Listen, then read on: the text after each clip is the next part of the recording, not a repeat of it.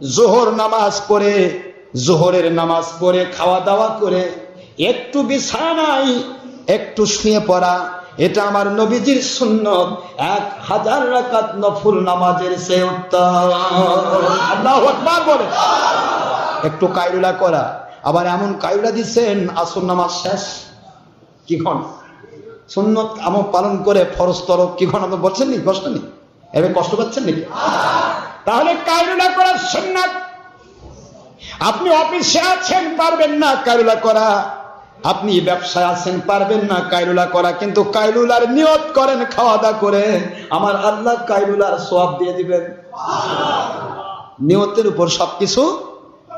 দুপুরের কায়লুলা করার ব্যাপারে আল্লাহর হাবিব বলেছেন, খাওয়া দাওয়া করে দুপুর যারা খায়, খাওয়া দাওয়া করে ছোট্ট একটা খাওয়া দাওয়া করে জোহর নামাজ পড়ে ছোট্ট একটা কায়লুলা, কায়লুলা লাইলুলা ফাইলুলা।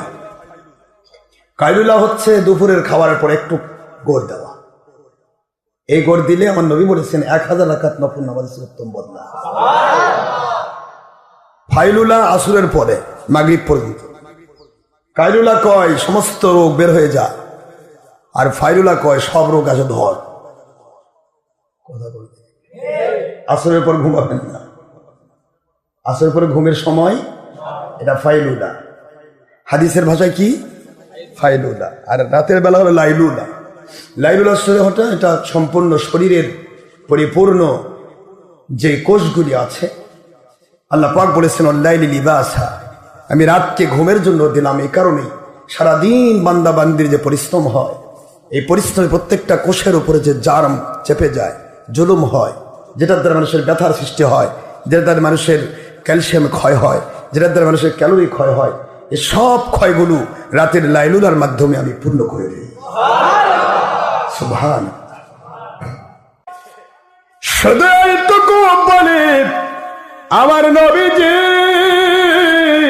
সাল্লাল্লাহু আলাইহি ওয়াসাল্লাম ওনার সুন্নাত, দুপুর বেলা যদি কাজ কাম না থাকে কায়লুলা করা। কি করা? আবার আপনারা এক কায়লুলা দিবেন আসর নামাজ শেষ, তাই করবেন নাকি? আবার কায়লুলার নিয়ম আছে 10-15 মিনিট, আধা ঘন্টা। আর যারা কাজের মধ্যে আছেন ওখানে আবার কেমনে করবেন? কাজ করা তো আপনার দায়িত্ব, ঠিক না?